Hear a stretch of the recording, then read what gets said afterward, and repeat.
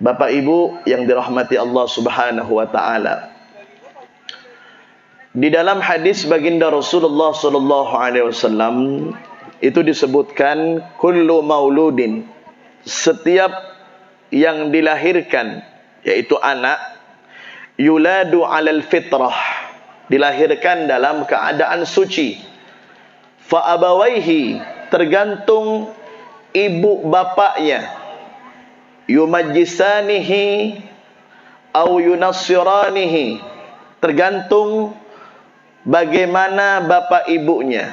Apakah anak ini mau dibawa kepada Majusi atau Nasrani, itu tergantung mereka.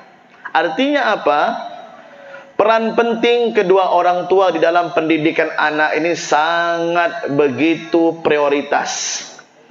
Jadi bukan hanya kita sekedar melahirkan anak, kemudian anak itu kita berikan sandang pangan ataupun kebutuhan lahiriahnya saja, namun kebutuhan rohaniahnya itu sangat begitu penting. Makanya Sayyidina Luqman Al-Hakim di dalam surah Luqman, kenapa Allah Subhanahu wa taala menyimpan nama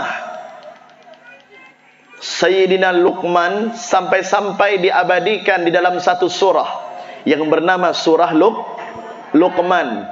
Karena Luqman ini adalah orang soleh yang beliau itu berhasil membimbing, membina, mengasuh, bahkan mendidik putra-putranya menjadi anak yang soleh, menjadi kebanggaan daripada baginda Rasulullah sallallahu alaihi wasallam. Sampai-sampai Allah memuji Sayyidina Luqman di dalam surah Luqman. Bagaimana pendidikan tarbiyah yang diberikan Sayyidina Luqman kepada putranya. Awal pertama yang disampaikan oleh Sayyidina Luqman, ya bunayya la tusyrik billah, inna syirka la zulmun azim. Wahai anakku, ini ucapan yang begitu indah. Ya bunayya, halus, lembut, tertata bahasa beliau. Ya bunayya la tusyrik billah, wahai anakku, janganlah engkau mempersekutukan Allah, nak. Inna syirka la zulmun azim, karena mempersekutukan Allah itu adalah kesesatan yang sangat nyata.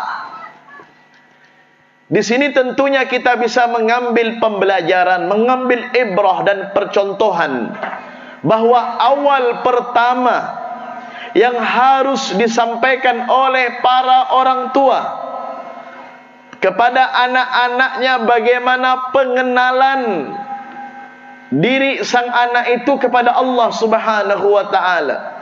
Tentunya untuk mengenal Allah itu harus melalui wasilah yang namanya agama. Dan untuk mengenal agama dengan baik harus kita tahu siapa yang menjadi medianya, yaitu mereka para ulama kita, para kiai kita.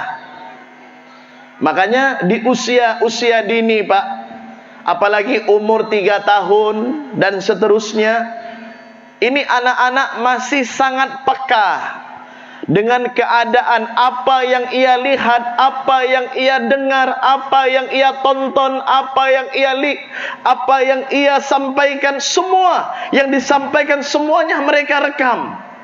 Mereka paham, mereka mengerti. Makanya dianjurkan bagi para orang tua yang memiliki anak yang masih dalam usia setahun, 2 tahun, 3 tahun, artinya menjelang daripada mumayyiz atau sampai kepada baligh, itu anak harus sering diperlihatkan kepada wajah para ulama, para kiai dan para habaib. Walaupun dia tidak mengenal siapa itu habibnya, siapa itu kiainya, siapa itu ulamanya. Dipasang di rumah-rumah kita foto para ulama, dikenalkan, nah ini Habib Fulan, ini Kiai Fulan, ini orang alim Fulan, kenalkan kepada mereka. Kemudian si orang tua ini selalu membiasakan dirinya untuk menyenangkan dirinya, dah bahkan menjadikan hobi duduk di majlis-majlis taklim, di majlis-majlisnya para ulama. Dan jangan lupa bawa itu anak. Cek sampean takut ibu. Jangan sampean takut, oh beb, anak saya masih kecil. Kalau dia hadir di majlis taklim atau pengajian, apalagi di situ ada habaib kiai, takut dia nakal apa? Yang namanya anak-anak, Pak Bu, sifat putus asanya itu belum dititipkan oleh Allah kepadanya. Makanya jangan heran kalau anak umur 3 tahun, 4 tahun, 5 tahun, kadang-kadang dia lari, jatuh ke lubang, besok bisa jatuh lagi dia. Beda dengan orang tuanya. Kenapa? Karena sifat putus asanya itu belum Allah titipkan. Nanti, kapan itu? Di saat dia sudah baligh, dewasa nanti. Artinya biarkan. Seperti malam ini dia mau main balon, apalagi sekarang yang bunyi tok tok tok tok tok, tok apa itu? Ah itu sudah, saya malas mau nyebutnya. Ya, ya selama saya tidak membenarkan ya, selama untuk menyenangkan ya udahlah. Yang penting dia mau ngaji, yang penting dia mau duduk, ya terserah sudah, kan begitu. Nikmat melihat mereka seperti ini, Bu. Walaupun mereka bermain-main seperti itu, tapi nikmat melihatnya. Kenapa? Setidak-tidaknya apa yang mereka dengar malam ini dari sholawat itu mereka bisa ikut. Tidak ada lagi nyanyian-nyanyian yang lain. Setidak-tidaknya apa yang mereka dengarkan dari tausiah ini, mereka walaupun belum mampu untuk mengamalkan, tetapi mereka sudah paham. Oh, yang di situ yang duduk adalah Habib, yang di depannya banyak kiai, ada Pak Kades. Mereka akan paham itu. Makanya biasakan anak-anak umur sejak dini untuk melihat sesuatu yang baik. Inilah daripada makna la tusyrik billah. Artinya di zaman sekarang ini tidak ada yang paling aman untuk mengamankan kita punya putra-putri selain mendekatkan mereka kepada agama. Nah, oleh karena itu tergantung kita. Makanya dalam hadis tadi, fa abawaihi yuwahidanihi au yunassiranihi au yumajjisanihi, menjadikan dia orang Nasrani, Yahudi, itu tergantung orang tuanya dalam artian pendidikannya.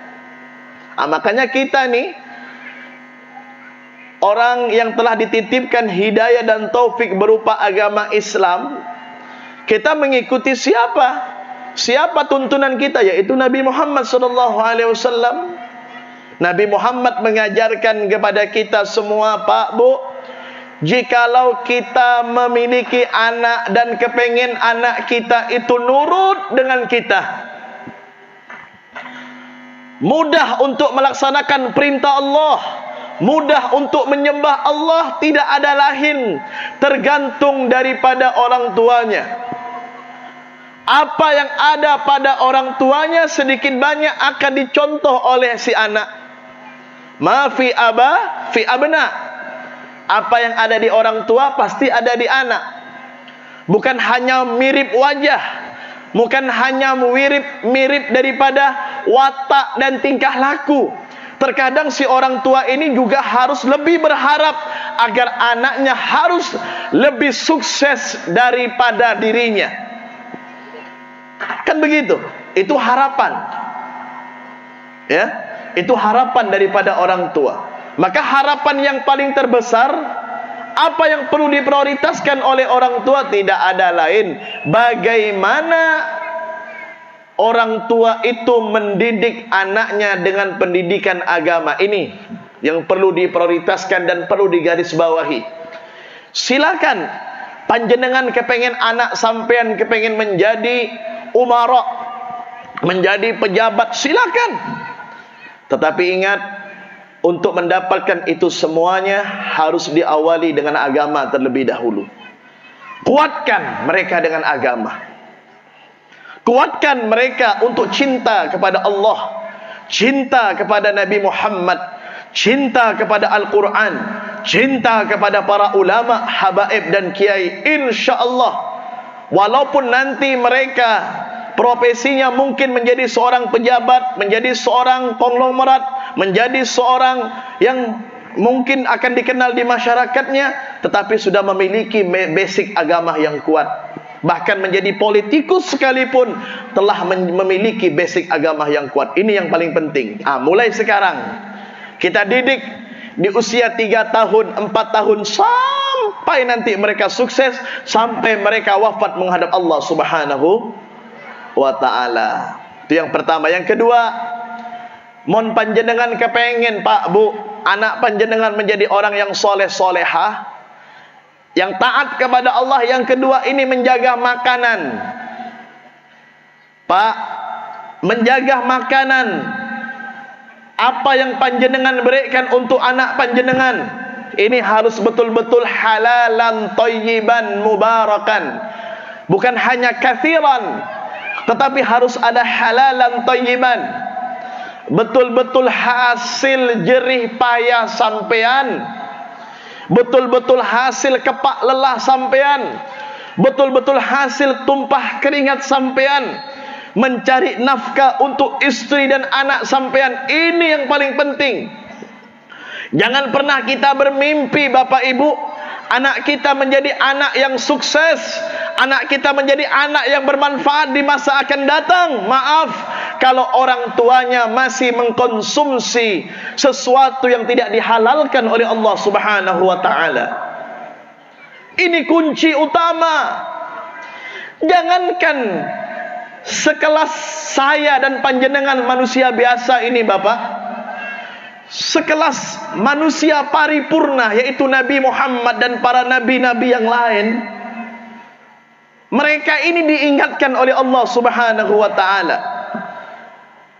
Apa yang disampaikan oleh Allah? Ya ayyuhar rusulu, wahai para utusanku, kulu min thayyibat wa'amalu salihat.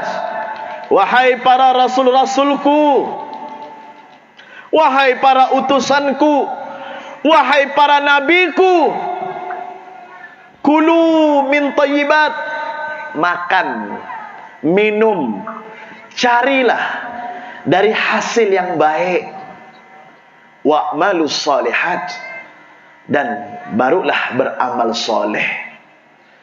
Panjenengan Pak, seandainya rizki yang sampean cari terselit, atau sengaja sampean berbuat dengan sesuatu yang tidak dibenarkan oleh agama, kemudian rizki itu sampean dapatkan, sampean berikan kepada anak istri sampean, jangan disalahkan. Seandainya rizki itu tidak dihalalkan oleh Allah, jangan sampean salahkan siapa-siapa.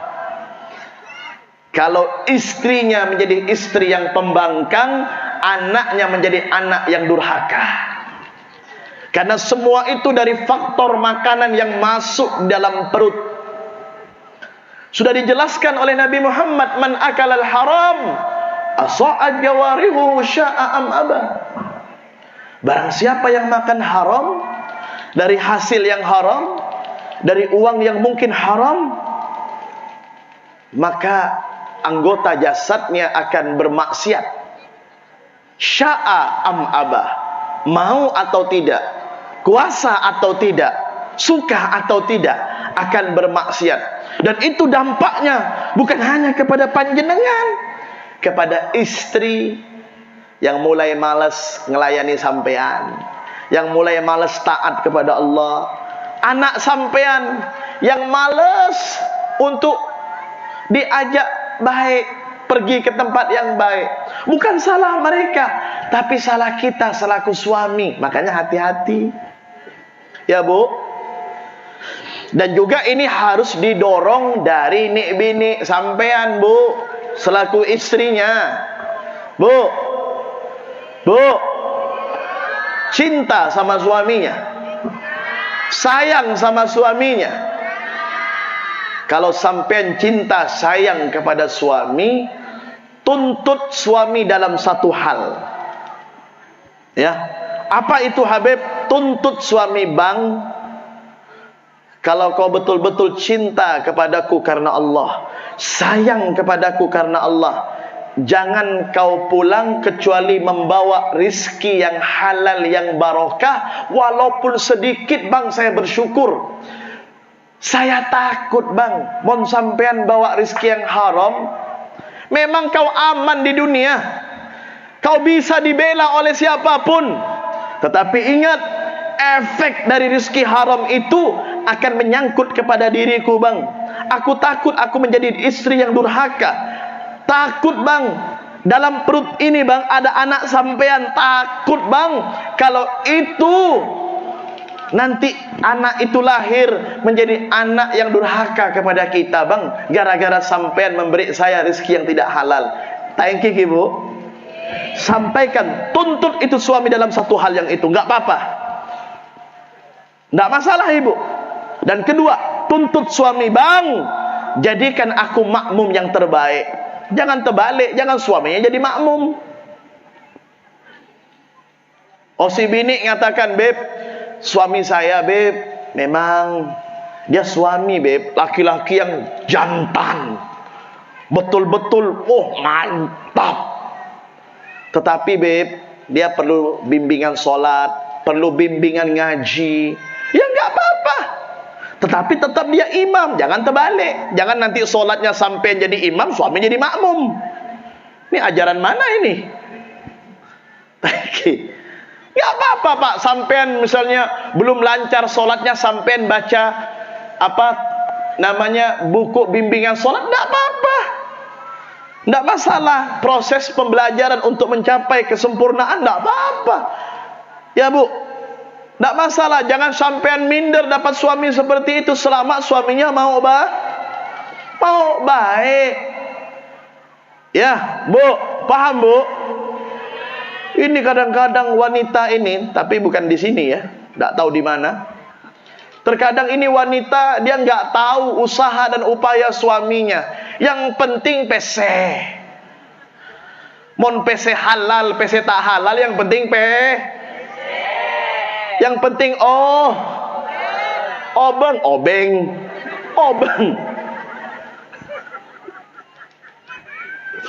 Ya bu, yang penting duit. Jangan.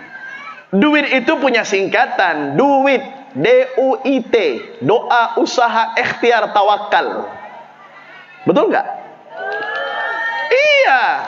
Doakan suami sampean, ya Allah, setiap sholat subuh atau tahajud sebelum subuh doakan, ya Allah, jaga suamiku ya Allah, jaga suamiku, jangan sampai pekerjaannya ya Allah terselit yang subhat, yang haram. Berusaha kita, berusaha apa? Untuk mengingatkan suami setiap pagi, nyiapin sarapan, ingatkan suaminya. Kan nggak apa-apa ya pak, sampai diingatkan istri. Marah apa tidak? Pak, sampean pak, yang punya istri, diingatkan oleh istri, marah enggak? Oh enggak lah. Kalau ada suami yang marah diingatkan yang baik, berarti terlalu egois. Enggak boleh kita menjadi suami yang egois. Harus, kalau istri mengingatkan, bang, makannya yang pelan-pelan bang. Bang, nanti pulang awal bang ya, saya nunggu abang, kita makan sama-sama. Nikmat ya, betul enggak? Ada usaha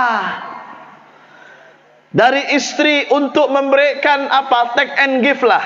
Suaminya udah berbuat baik, dia juga harus berbuat baik. Dalam bentuk apa? Nasihat, usaha untuk memberikan yang terbaik. Bukan nasihat sih, tetapi memberikan apa, arahan-arahan yang baik. Bang, abang jangan terlalu capek kerjanya ya. Yang penting adik sudah cukup bang. Yang penting abang bawa rezeki halal, barokah. Walaupun sedikit nggak apa-apa bang. Saya rela bang tidak berkalung gelang.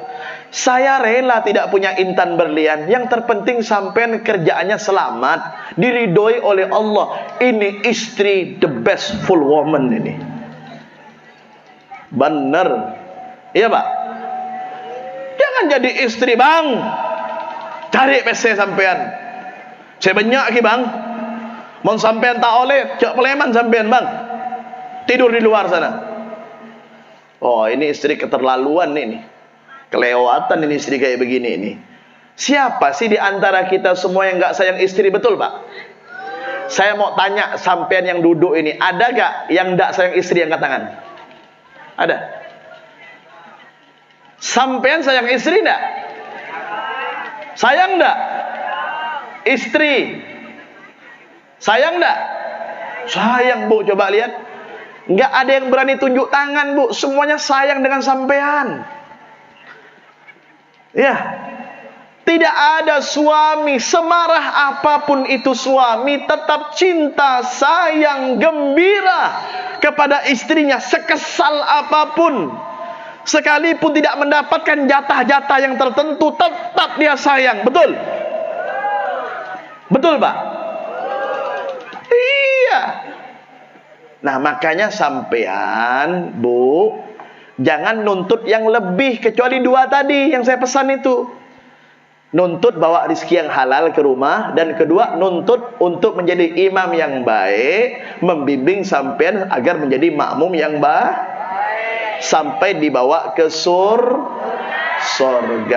Alhamdulillah. Kalau sudah bobot bibitnya baik, insya Allah baik. Coba kita flashback cerita bagaimana dulu ada salah seorang imam madhab yang bernama Al-Imam Muhammad Asy-Syafi'i, Muhammad bin Idris Asy-Syafi'i. Ya.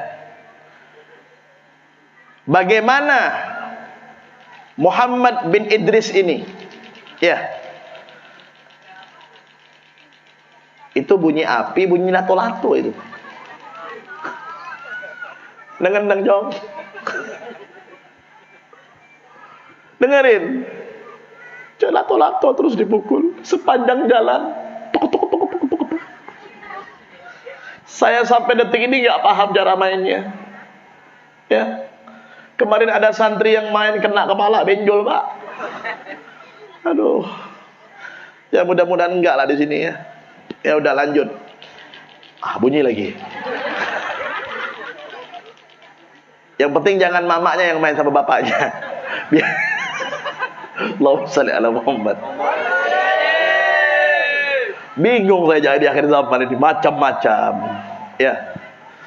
Kalau santri saya itu Pak, kalau dia main lato-lato, ya, saya suruh gas yang 3 kilo tuh Pak, yang gas warna itu tuh, saya suruh ikat, suruh dia gini. Coba kalau ente sukses ente. Allahumma shalli ala Muhammad. Suatu saat Muhammad bin Idris ini makan. Dia ini artinya pengembara. Ya. Sebelum munculnya Imam Syafi'i, imam madhab kita. Bapaknya ini orang Masya Allah nih. Muhammad bin Idris ini, Masya Allah. Suatu saat di dalam perjalanan pengembaraannya, beliau duduk di satu danau. Ya, atau aliran sungai yang mengalir. Tiba-tiba dia lapar. Dalam hatinya, ya Allah lapar ya, mau cari apa nggak ada. Dia seorang pengembara. Melihat ada aliran sungai, di situ beliau lihat ada satu buah apel yang mengalir. Diambilnya itu buah apel, dimakan. Karena dia lapar. Ya kalau dalam hukum sah-sah saja. Karena itu apel jatuh dari mana asalnya, yang penting ya dimakan nggak masalah. Tapi Muhammad bin Idris ini berhati-hati. Ini kita ambil cerita ini hikmah ya. Setelah dia makan beberapa gigitan, ya Allah dia teringat, Astaghfirullahaladzim, Astaghfirullahaladzim. Ini buah apel yang mengalir di sungai ini tentunya pasti ada pemiliknya. Ini tidak mungkin buah apel ini muncul dari sungai secara sendiri. Pasti ada pohon, dan pohon itu pasti ada yang menanam. Siapa pemilik buah apel ini? Ditelusuri oleh beliau. Kemudian didapatkan di situ ada satu gubuk yang kebetulan ada tanah. Tanah itu tertanam pohon apel, sama yang dia makan. Akhirnya dia datang, mengetok pintu itu rumah orang, dibukakan, ditanya, saya Muhammad bin Idris, saya seorang pengembara. Saya minta maaf wahai Tuan, saya ini di tangan saya ada buah apel yang telah tergigit beberapa gigitan. Apakah ini buah apelmu? Maka si tuan rumah tadi, benar, ini buah apelku. Maka aku mohon izin dan mohon ridhamu agar buah apel yang masuk ke dalam perutku ini menjadi darah daging yang halal, yang barokah untuk diriku. Apa kata yang punya rumah?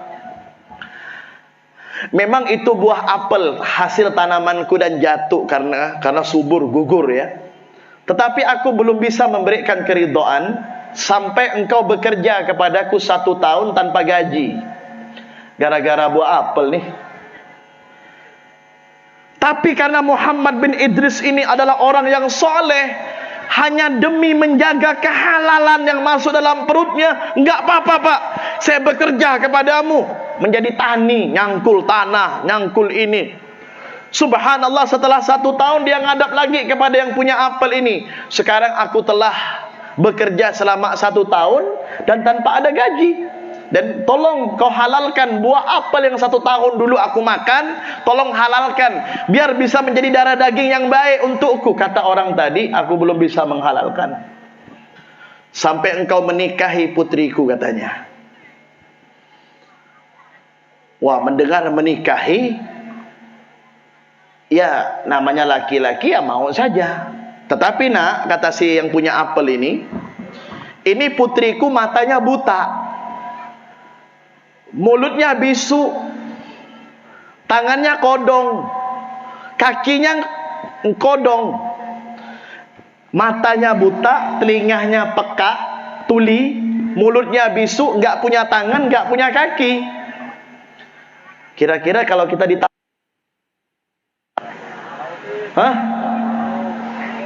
tapi karena Muhammad bin Idris ini orang yang soleh, hanya gara-gara gigitan buah apel sudahlah kerja 1 tahun tanpa gaji, kemudian disuruh nikah dengan perempuan secara zahir yang matanya nggak bisa ngelihat, telinganya yang nggak bisa dengar, mulutnya yang bisu, tangannya yang buntung, kakinya yang buntung. Dia katakan, siap, aku akan menikahi putrimu, yang penting kau halalkan yang masuk dalam perutku ini. Selesai, akhirnya menikah. Qabiltu nikahaha wa tazwijaha bil mahril madhkur. Wah, halal. Kata si mertua, silakan nak masuk kamar. Masuk kamar, silakan. Setelah masuk kamar, buka labeng. Labeng itu bahasa keren kan?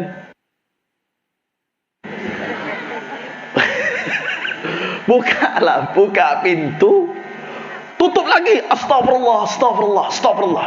Lari dia kepada mertuanya. Pak, itu yang saya buka kamar siapa? Lah, kata mertuanya, kenapa nak? Lah, katanya anak sampean. Coba Pak, matanya nggak ada, buta, mulutnya bisu, telinganya peka. Tetapi saya ucapkan salam, kok dia jawab? Kok matanya melek? Kok dia berdiri? Kok tangannya menyambut begini? Ini putri yang mana lagi? Mana putri yang kurang sempurna itu Pak? Bapaknya tersenyum.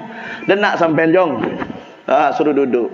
Begini, kamu itu saya lihat adalah laki-laki yang pantas untuk menikahi anak saya. Yang pertama, karena aku melihat dari pertama tatapan pandangan matamu pada waktu kau datang ke rumahku meminta izin, hanya gara-gara kau memakan segelintir, bukan segelintir, hanya beberapa gigitan daripada 1 buah apel. Kemudian kau datang rela mencari rumahku dan meminta izin. Aku tahu berarti kau ini orang baik, orang soleh. Dari situ aku menaruh hati kepadamu. Dan yang kedua, kau begitu ikhlas mengorbankan waktu, tenagamu dan umurmu bekerja kepadaku, mencangkul tanah, menjadi seorang petani, bahkan kau tidak digaji selama 1 tahun. Dan yang ketiga, kau mau saja langsung menerima lamaranku di saat aku mengabarkan bahwa putriku tidak memiliki kelengkapan jasmani. maka itulah putriku yang sebenarnya. Aku katakan kepadamu, kenapa putriku matanya buta? Iya, dia buta, enggak pernah melihat maksiat. Ini anak perempuanku si Watawayang, satu-satunya yang tidak pernah melihat maksiat. Makanya aku katakan matanya buta untuk tidak pernah melihat maksiat. Yang kedua, telinganya tuli. Betul, karena dia tidak pernah mendengar sesuatu yang sifatnya bohong, apalagi membicarakan aib orang lain. Yang ketiga, mulutnya bisu. Benar, dia bisu untuk berbicara yang tidak bermanfaat. Mulutnya hanya digunakan untuk mengaji dan bersolawat kepada Nabi Muhammad SAW. Tangannya buntung, betul, karena tangannya tidak pernah mendolimi orang, tidak pernah membuat orang tangannya tersakiti, tidak pernah. Kakinya buntung, iya, karena kakinya nggak pernah berjalan ke tempat-tempat maksiat. Akhirnya Muhammad bin Idris sujud syukur, Pak. Dapat perempuan yang seperti ini, Masya Allah. Dari hasil pernikahannya, maka tertanamlah benih di dalam perut istrinya, melahirkan seorang imam yang bernama Asy-Syafi'i radhiyallahu anhu wa ardah. Makanya pantas Imam Syafi'i umur 8 tahun sudah menghafal Quran, umur 14 tahun sudah menjadi mufti di zamannya. Bahkan di umur 7 tahun, dia sudah menghafal Quran. Di umur 8 tahun beliau sudah diizinkan, 14 tahun diizinkan untuk memegang daripada ijtihad imam madhab. 14 tahun, Pak. Umur 8 tahun sudah menghafal kitab Muwatta karangan gurunya Al-Imam Malik radhiyallahu anhu wa arda. Pantas kenapa Imam Syafi'i menjadi orang yang hebat? Karena bobot bibit bebet daripada orang tuanya baik. Nah, dari cerita ini kita ngambil kesimpulan bahwasanya faktor makanan ini sangat begitu berarti. Biarlah kita mendapatkan suami sampean, Ibu, dapat gaji yang kecil nggak apa-apa, tetapi hasilnya betul-betul kepak lelahnya. Kadang-kadang, ya maaf, suaminya terkadang sebagian istri meremehkan. Apa bang kerjaan sampean bang? Hanya tukang, hanya ini. Jangan loh. Celeng sampean bang, peteng sampean bang, kasar tangan sampean bang. Itulah surga sampean. Betul apa enggak? Betul apa enggak? Masya Allah, ya. Nah, oleh karena itu kita bersyukur ya, punya suami walaupun pekerjaannya biasa tetapi bertanggung jawab. Yang penting bagaimana keturunan sampean, Ibu, Pak, menjadi orang yang baik. Karena kita bakal meninggal, betul? Kita bakal wafat, ya kan? Harapan kita nanti di saat kita wafat siapa? Anak-anak kita yang mengajikan kita, membacakan Al-Quranul Karim di atas ubun-ubun kita. Yasin, Al-Muluk, Waqi'ah, Ar-Rahman, 30 juz daripada Al-Quran. Mereka yang membaca tanpa melihat Quran. Hafal Quran itu anak, Pak. Apa enggak bangga kita, Pak? Makanya jangan heran berapa banyak anak-anak orang tani menjadi sukses, Pak. Dapat gelar profesor, doktor. Bapaknya biasa hanya di kampung, hanya tani. Berapa banyak kita lihat, Pak? Masya Allah. Makanya jangan kita pernah meremehkan orang, ya. Apalagi pekerjaan, jangan, ya. Ya Pak ya. Semangat sampean menjadi suami yang betul-betul berusaha untuk menjadi yang terbaik bagi keluarga. Amin ya rabbal alamin. Mudah-mudahan yang sedikit ini bermanfaat insyaallah. Terus Ki? Terus. Ini weekend, malam weekend ini. Malam Ahad ya. Malam liburan yang sampean seharusnya santai-santai di rumah. bersama keluarga, tapi malam hari ini kita menghibur diri bersama Allah dan bersama Nabi Muhammad. Yang mungkin malam hari ini HP kita online, mungkin di rumah untuk menyaksikan apa-apa yang ada di media, di Facebook. Tetapi malam hari ini pikiran kita yang online bersama Allah Subhanahu wa ta'ala, online bersama Nabi Muhammad dengan sholat. Ini tadi yang baca sholawat siapa tadi? Yang kecil itu siapa? Suaranya yang melengking-melengking itu. Yang mana anaknya? Nah, coba ente baca sholawat Bi Maulidil Hadi, bisa? Tak bisa. Sampai kelas berapa? Nah, kelas berapa? Kelas 2, ada kelas 12 ya? Oh, dulu tahunnya kita kelas 6 aja, ini di kelas 12. Oh, kelas 2 MT. Mondok nanti ya? Mondok ya? Mondok tempat Habib nanti ya? Ini bertiga ini, berempat lah, berempat. Kalau yang ini enggak usah, besar dah. Ente kawin aja. Yang berempat ini. Mondok nanti ya? Ya, mau mondok? Mau jadi ulama nak? Kepengen jadi ulama? Ah iya, alhamdulillah. Ini mudah-mudahan Bu. Tadi saya sholat Isya tadi, saya bilang sama anak-anak saya, Pak, ini suara anak itu bagus, tersentuh saya. Enak suaranya. Ya, mudah-mudahan dari Pasak Piang nih Pak Kades ada ulama-ulama yang besar nanti insyaallah. Nah, makanya saya insyaallah umur 45 tahun nih kepengen break saya. Istirahat bukan istirahat menghadap Allah. Istirahat untuk khusus megang pesantren. Ya kan? Nah, ini menjelang 40. Saya belum 40 Pak Kades. Ya, hampir. Berapa Beb rahasia? Tebak aja yang penting 17 tahun ke atas. Agak le Pak Son dia. Ya, 45 saya kepengen mathbut fil ma'had. Kepengen tenang duduk dengan santri ya.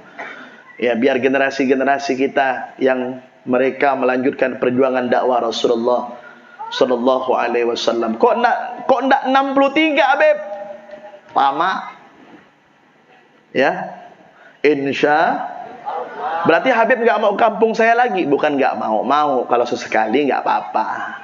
Dulu Pak, dulu saya mau ke Pasak Piang ini, ke Parit Timur ya, sebelahannya. Mau ke sini Pak, ya Allah, coba. Tetapi karena supir motor itu selalu nyenangin hati kita, saya nanya, semak gile, semak Beb. Jari jempolnya pakai jempol. Orang Madura ini kan adab dengan ulama ya. Begini dia. Ah, saya teringat ini, mon jari jempolnya Pak Kades tegak Pak Kades, berarti bisa 2 jam Pak Kades. Mon jari jempolnya Bebe aman. Semak ki Beb, berarti aman, bisa 10 menit, paling lama 20 menit. Kalau tenjak di atas semak Beb, wah, bisa 2 jam. Mon sekarang alhamdulillah masuk ke Paritani ya. Allah, nggak terasa, kayak 2 detik. 2 detik. Kayak 20 menit gitu, sebentar dekat. Alhamdulillah, jalannya udah bagus ya.